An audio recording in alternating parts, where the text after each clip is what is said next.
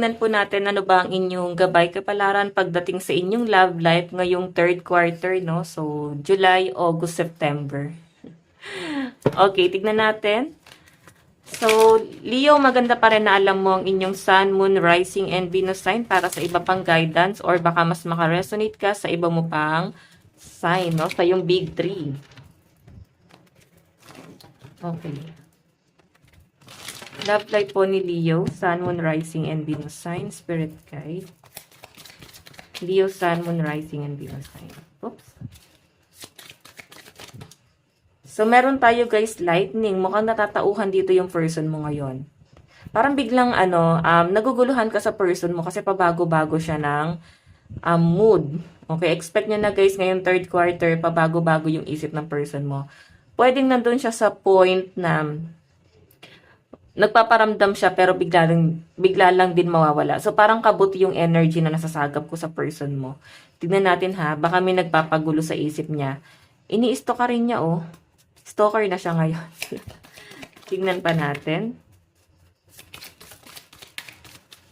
Leo, Sun, Moon, Rising, and Venus sign. Love call. O, diba? Sabi ko sa inyo eh. The Dragonfly. So, Leo, sa pinapakita sa akin dito, para bang may marirealize tong person na to. Bigla na lang guys magpaparamdam, pero hindi ko siya guys nasa-sense sa para bang makikipagbalikan.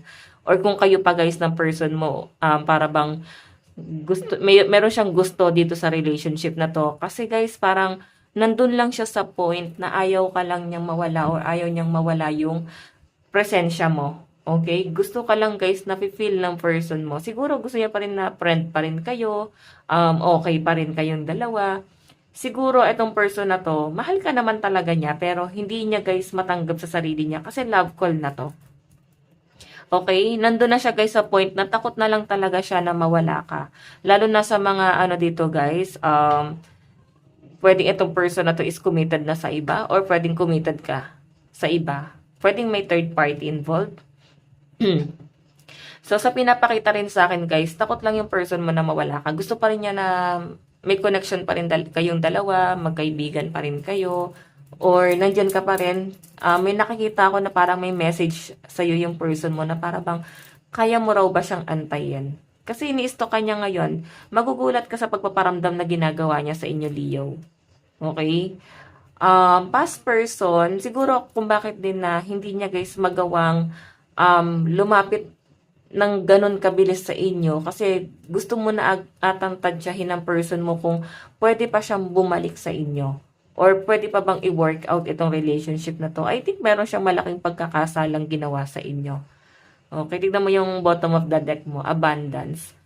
Okay, siguro sinuswerte ka sa pera, Leo. Ayan, nakapokus ka rin kasi sa finances mo.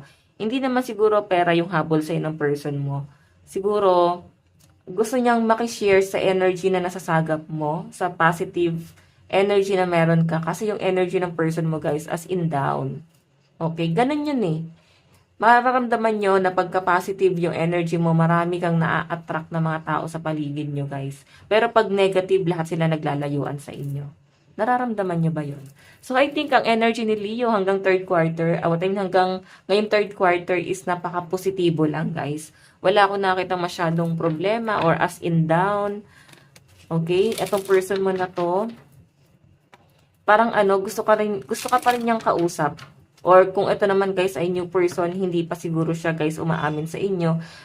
Pwedeng pa lang kayo guys, nasa getting to know each other, parang ganon. Kinikilala nyo pa lang guys yung isa't isa, Leo, okay?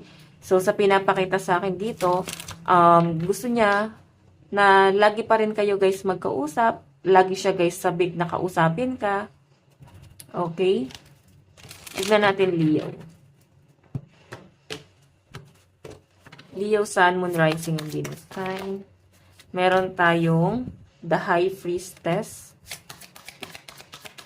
Okay, meron tayong Two of Wands. Meron tayong King of Cups. Okay, ano pa Spirit Guide? Nine of Pentacles. Siguro guys, meron kayong distansya nitong person na to. Ano ba to? LDR ba kayo? Yung iba rito kasi parang new person yung nasasagap ko, stalker eh. Pwedeng nagkakilala kayo sa social media, ayan. Siya yung unang nagpakilala sa inyo, ini-introduce niya yung sarili niya rito. And ikaw naman, hindi naman talaga love yung focus ng mga Leo. Nakapokus ka sa finances mo. Ito lang talaga yung pinagtutuunan mo ng pansin, yung mga responsibility mo, yung mga taong nakasandal sa inyo. Yun yung mas pinagtutuunan ng pansin ng mga Leo. Okay, etong person na to guys, bigla na lang guys, nagpakilala sa inyo. So I think, nahulog na rin yung loob mo dito sa person na to. Two of Wands, may nakakita ko na parang lagi na lang kayo magkausap. Then, para bang nandun na rin sa point na nagplano na rin guys na magkita. High Priestess, may takot ako nakikita sa'yo. Okay, kinakabahan ka. Para bang hindi ka pa guys ready. Kasi parang sanay ka na sa social media lang kayo nag-uusap. Stalker yung person mo guys. Okay, so maaring matagal kang pinagmamasdan ito sa social media. Pwedeng ano ba to? Pwedeng circle of friends nyo lang. Pwedeng friend siya ng friend mo. Ganun yung nasasagap ko, guys. Okay? So, hayan. Bigla na lang siya, guys, magpaparamdam dito. Then, siguro yung pagpaparamdam na to, binabalance niya or inaaral niya kung may chance ba siya na ligawan ka or ano may chance ba siya sa inyo. Willing ka ba na tanggapin siya sa buhay mo? Since ikaw ay sobrang focus sa finances mo. Okay? Minsan guys, nagtatampo sa itong taong to kasi gusto niya talaga nakausapin mo siya. Eh, ikaw kasi parang ang cold na ng energy mo. Sabi ko sa inyo guys, hindi love life yung focus mo, kundi yung career mo. Diba? Or maaaring na, ano ba to guys, matagal ba kayong single? Nasanay ba kayo ng single? 'Di ba? Minsan kasi guys, pag sanay ka ng single, hindi mo na alam kung paano ulit pumasok sa relationship. 'Di ba? Tignan pa natin guys, love advice. Meron tayong commitment. O, 'di ba? Mukhang ikaw naman guys, commitment is an important factor to achieve a successful relationship. So, I think guys, magkakaroon ng commitment sa inyo ng person mo. O iba sa inyo guys, parang walang label pa sa ngayon, no? Wala pang label, pero I think magkakaroon nito ng label. Okay? Siguro kasi may takot pa na nararamdaman. Tignan natin, meron tayong marriage. Oh my God, guys, mukhang siya na yung mapapangasawa mo.